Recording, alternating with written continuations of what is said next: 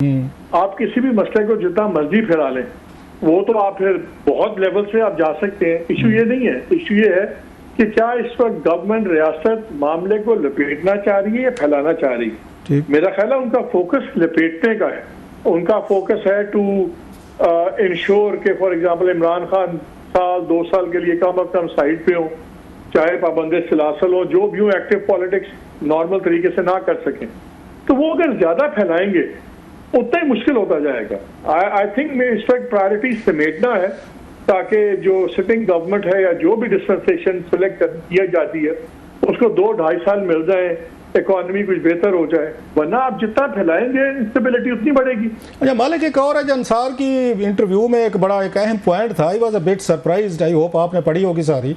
उसमें साकिब निसार साहब कहते हैं जी मेरा उनके साथ सोशली तौर पर जना हमीद से मेहरबानी होल्ड कीजिए, मेरे ख्याल मालिक साहब से शायद कोई की दब गई, दोबारा उनको अगर लाइन पे ले सके जी, ट्राई कर रहे हैं उनको करें। बड़ा एक आखिरी सवाल उनसे रहता है मालिक साहब से पूछने वाला, तो बड़ा एक अहम है जो आज ये अंसार अब्बासी साहब ने अपने इंटरव्यू किया है, तो उसमें उन्होंने ये इंकशाफ किया 2-4 कि मैं जनाब फैज़ हमीद साहब की शादी, बेटी की शादी में भी उसमें गया था, मेरे साथ कोई कभी कभी हेल वाय भी हो जाती थी।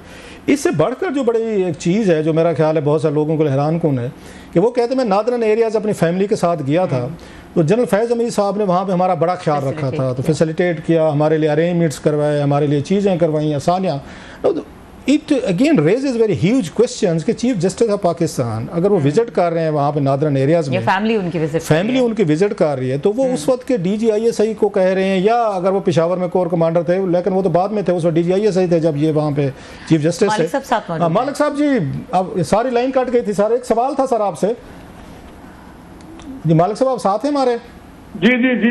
अच्छा, लास्टली सर, ये जो आज आपने अंसार अब्बासी साहब का इंटरव्यू पढ़ा होगा जो उन्होंने साकिब निसार साहब का किया है, उसमें एक बड़ा उन्होंने इंटरेस्टिंग एक इंकशाफ किया है कि मेरा इनसे बड़ा अच्छा ताल्लुक था, कभी हेलवाई हो जाती थी, कभी मैसेजिंग भी आ जाती थी रजिस्ट्रार के जरिए, फेयर एनफ, ठीक है। उन्होंने कहा मैं नादरन एरियाज़ गया, मेरी फैमिली गई, तो वहाँ पर जनरल फैज़ जो हैं इन्होंने मेरी फैमिली का बड़ा ख्याल रखा, बड़ा ही took care of everything, facilitate किया। अब ये बताएं, जब एक चीफ जस्टिस ऑफ पाकिस्तान एक वहाँ DGISI के ज़रिए वो नादरन एरियाज जाता है, उसका सारा ख्याल रखा जाता है, वहाँ पे उनकी लॉजिस्टिक का रहने जो भी होगा वटेवर, और वो उसका एतराफ़ भी कर रहे हैं, तो हमें तो बताया जाता था कि चीफ जस्टिस हों, जजेस हों, ये तो सोशलाइज ही नहीं करते किसी से ताकि किसी से इन्फ्लुएंस ना हो। तो इसको कैसे देखते होते हैं फिर? मतलब साकिब निसार साहब was playing very active huge role, अगर वो DGISI से ये इस तरह की फेवर्स ले रहे थे कि मेरे बच्चे जा रहे हैं तो उनका भी आपने ख्याल रखना है, और उन्होंने ख्याल रखा, हालांकि चीफ जस्टिस से और भी बहुत सारी चीज़ें खुद कर सकते थे। तो सर इसको कैसे देखते हैं आप? हमारे समाजी ताल्लुकात में सियासत बहुत बड़ा हिस्सा प्ले करती है, तो बस इसी तनाजुर में देखें आप। वैसे बड़े जालिम हैं, देखा ना आपने कैसे आराम से पतली गली से निकल गए मालिक साहब। ये काम किसी और ने किया हुआ होता तो आपने 5 मिनट के लिए लम्हा पा लेना था बंदे को, है सर? नहीं, आई थिंक ये जस्टिफाई नहीं हो सकता। बिल्कुल जजेस को ख्याल रखना चाहिए, बिकॉज यही चीजें कल को आके आपको हॉन्ट करती हैं। भले आप उस वक्त कैजुअल, क्या अगर आपके तो होता ही है ना, अगर आपके ताल्लुकात अच्छे हैं, आज ही मैं करा देंगे उसे, आप चले जाते हैं, लेकिन यही तो प्रोप्राइटी है। आई थिंक जजेस should be very careful, extremely careful. जब आप किसी से फेवर ले रहे होते हैं, जनरल फैज से आप फेवर ले रहे हैं, तो फिर कल को आपको फेवर देनी भी पड़ती है। There are no free lunches, it's understandable. मतलब ह्यूमन रिलेशनशिप तो कोई आपके जाती कोई रिश्तेदार कोई मखून का कोई रिश्ता तो होता नहीं होता ना, आपकी कोई दोस्ती है। और ये भी कहा कि जितने भी जज साहबान हैं उनको तो they have to be 100 times more careful. Right sir, thank you very much Malik साहब, you are being very careful sir, बहुत शुक्रिया। मोहम्मद मालिक साहब हमारे साथ मौजूद थे। यहाँ पे वक्त हुआ है ब्रेक का, और ब्रेक के बारे में बात करेंगे। हमारे साथ लंदन से बराह रास्त मौजूद होंगे मुर्तज़ा अली शाह, उनसे बात करेंगे इस फेक न्यूज़ की हकीकत के बारे में और मुलजिम के बारे में जिसको जो लाहौर से जिसकी निशानदेही हुई है, उसने ये फेक न्यूज़ स्प्रेड की। इस ब्रेक के बाद हमारे साथ रहिए। Welcome back. और हमारे साथ मौजूद है लंदन से बराह रास्त मुर्तज़ा अली शाह साहब, सीनियर सहाफ़ी हैं, उनको वेलकम करेंगे। अस्सलाम वालेकुम मुर्तज़ा। जी वालेकुम।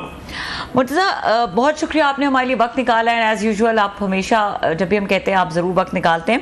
सो कमिंग टू दिस न्यूज़ जो आप भी फॉलो कर रहे थे, ये जो फेक न्यूज़ वाला मामला है और इसमें मुलजिम को आइडेंटिफाई किया गया है कि लाहौर से है, इसकी डिटेल्स बताएगा, ये कैसे आइडेंटिफाई हुआ कि ये लाहौर से है?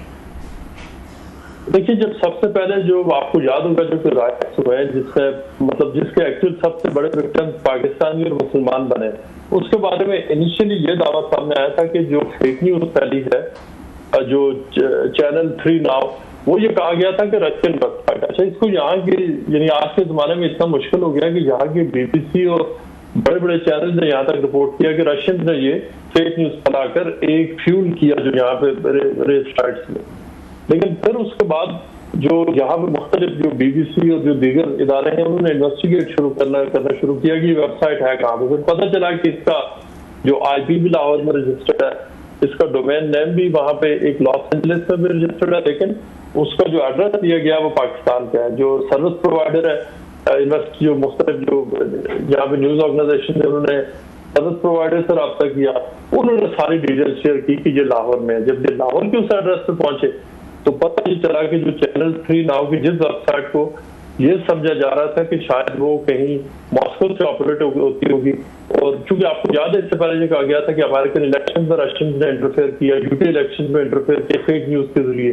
पता ये चला कि ये साइट एक्चुअली लाहौर पे चलती है, यानी उसका आप साइट का मेकअप देखें, उसकी न्यूज देखें, आपको तो सब्र भी नहीं होगा कि एक्चुअली लाहौर में बैठ के ये काम हो सकता है। तो ये पूरी वो इन्वेस्टिगेशन थी। फिर ये पहले यहाँ पे ये BBC पे आई, उसके बाद उन्होंने तो सिर्फ खबर लिखी, उसके बाद एक और यहाँ पे TV चैनल है ITV न्यूज, उन्होंने इस पर पूरी इन्वेस्टमेंट की, उन्होंने पूरी टीम भेजी और जाकर वहां पर उन्होंने जो एडिटर इन चीफ है और जो चलाते हैं ये साइट फरहान आसिफ साहब, उनसे बातचीत की, उन्होंने कंफर्म किया और फिर उन्होंने कहा जी कि हाँ हमने ये कहा था कि ये जो है ना मुसलमान है और असाइलम सीकर है, लेकिन हमसे गलती हो गई तो हमने जो है ना उसकी तरदीद भी छाप की है।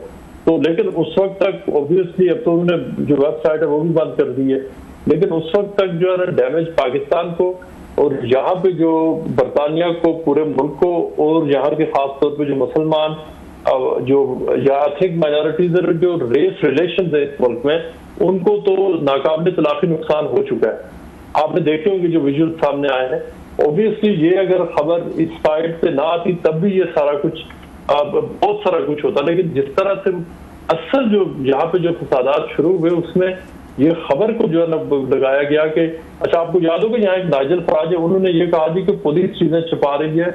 मुख्तलिफ जो रेसिस्ट है उन्होंने कहा कि बरतानवी मीडिया जो कहते हैं कि एस्टेब्लिशमेंट के हिस्सा कॉम्प्लिसिट है, लिहाजा वो खबर छुपा रहा है। उन्होंने कहा कि चैनल 3 नाउ जो है ना ये ऑथेंटिक खबर दे रहा है कि ये जो लड़का था 17 साल, ये असाइलम सीकर था, बोर्ड पे आया था और मुसलमान था, और सोशल मीडिया पे ये भी खबरें थी कि वो पाकिस्तानी है। तो ये इस चीज को लेकर उन्होंने फिर कॉल दी कि आज जो असाइलम सीकर वाले होटल है उनको भी आग लगाते हैं, जो मसाजिद को हमले करते हैं, जो इमिग्रेंट्स है उनके ऊपर अटैक करते हैं, और अगले फिर 3-4 दिन जो बरतानिया में आप समझ जाए कि जो इंग्लैंड के मुख्तलिफ टाउन्स में जो आग लगी वो पूरी दुनिया ने देखी, और उसमें जो सबसे बड़ा किरदार है वो इस जो चैनल 3 जो फेक वेबसाइट है इसका रोल प्ले किया। मुर्तजा, आपने बड़ा ये तफसील से पूरा बैकग्राउंड बताया। हम तो समझते थे कि हम ही यहाँ पे, मैं भोले लफ्ज़ कहूँगा, कहना तो कुछ मैं और चाह रहा था कि जहाँ पे धड़ाधड़ एक कोई इस तरह की कोई फेक न्यूज़ हो